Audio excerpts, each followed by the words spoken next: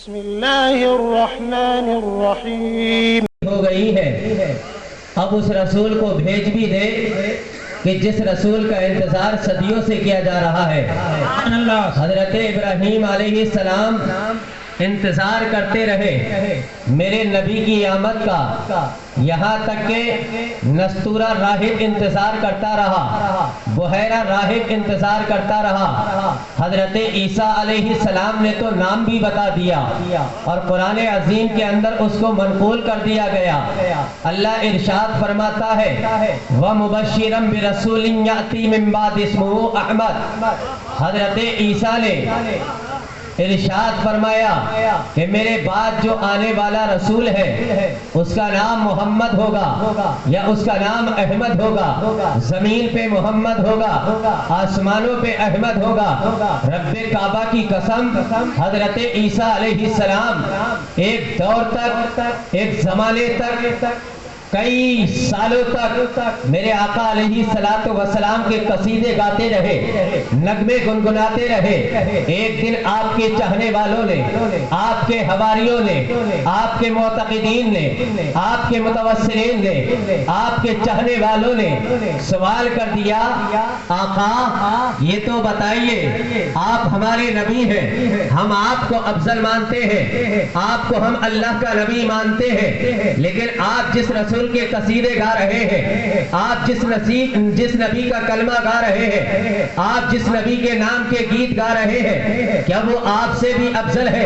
رب کعبہ کی قسم، جب حضرت عیسیٰ علیہ السلام کی بارگاہ میں یہ کلمات عرض کیے گئے، حضرت عیسیٰ نے ارشاد فرمایا تم میری بات کرتے ہو کہ وہ مجھ سے افضل ہے یا نہیں؟ سنو، اگر ابن مریم کو اس کے نالین مقدس کا پیتا باندھنے کے لیے ملتا ہے تو یہ میرے مقدر کی معراج ہو جائے گی۔ رب کعبہ کی قسم، حضرت ابراہیم انتظار کرتے رہے، حضرت عیسیٰ علیہ السلام انتظار کرتے رہے۔ تاریخ کے اندر موجود ہے 10 سے 12 انبیاء کرام میرے آقا کی آمد کا انتظار کرتے رہے، لیکن اے مسلمانوں، اے مومنوں، اپنے مقدر پہ فخر کرو۔ ہمیں انتظار نہیں کرنا پڑا، ہمیں گردن نہیں کٹانی پڑی، ہمیں محنت نہیں کرنی پڑی، ہمیں جائیداد نہیں لٹانی پڑی، ہمیں جان قربان نہیں کرنی پڑی، ہمیں محنت و مشقت نہیں کرنی پڑی، ہمیں جہاد میں نہیں جانے ملا، لیکن میرے دوستو اللہ تعالیٰ کا ایسا احسان عظیم ہے کہ اس پاک پروردگار نے ہمارے درمیان اپنے حبیب کو مبعوث فرمایا۔ ہمارا مقدر سویا ہوا تھا، جب ہم اس کائنات کے اندر قدم رجا ہوئے ہیں، رب کعبہ کی قسم سویا ہوا مقدر جاگا ہے۔ اور دیکھیے کہ جب اس کائنات کے اندر پیدا ہوئے، والد گرامی گھر سے اٹھتے ہیں، مسجد کے دروازے پہ جاتے ہیں، دستک دیتے ہیں، امام صاحب سے کہتے ہیں امام صاحب، یا مؤذن صاحب سے کہتے ہیں مؤذن صاحب آئیے ذرا گھر، کہتے ہیں کیا بات ہے؟ کہا کہ گھر میں بیٹا آیا ہے۔ رب کعبہ کی قسم، جب امام جاتا ہے ان کے گھر پہ اور جا کر کے کہہ دیتا ہے اشہد ان محمد رسول اللہ، اے بیٹے، اے شہزادے، اے غلام رسول، تو کوئی اور نہیں بلکہ محمد کا غلام بن کے آیا ہے، کوئی محنت نہیں کی ہے، کوئی مشقت نہیں کی ہے، مسلمان کے گھر میں پیدا ہو گئے۔ اتنا بڑا انعام خدا بندی ہوا کہ ہمیں سوتے سوتے ہی ہمارے رب نے ہمیں ایمان کی دولت عطا فرما دی۔ کتنے لوگ انتظار کرتے رہے، آپ نے سنا ہوگا،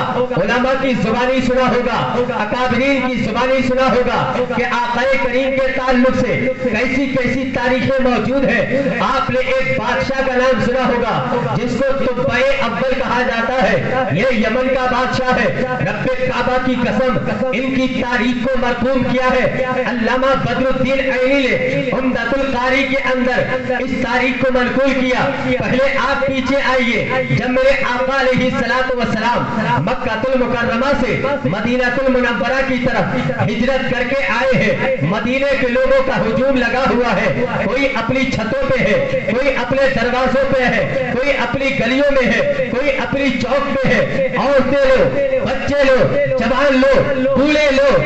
حتیٰ کہ معاشرے کے سارے لوگ پیغمبر اسلام کے استقبال کے لیے باہر آ گئے ہیں کہ مدینے کا تاجدار آ رہا ہے، مکے کا سردار آ رہا ہے، نائب پروردگار آ رہا ہے، شمس الضحیٰ آ رہا ہے، بدر الدجا آ رہا ہے، جس کی آمد کے بعد کائنات کا بچہ بچہ یہ کہے گا کہ ناگہاں ساکن ہواؤں پہ روانی آ گئی، چمن کے پتے پتے پر جوانی آ گئی۔ رب کعبہ کی قسم، مدینہ کا ہر شخص میرے آقا کے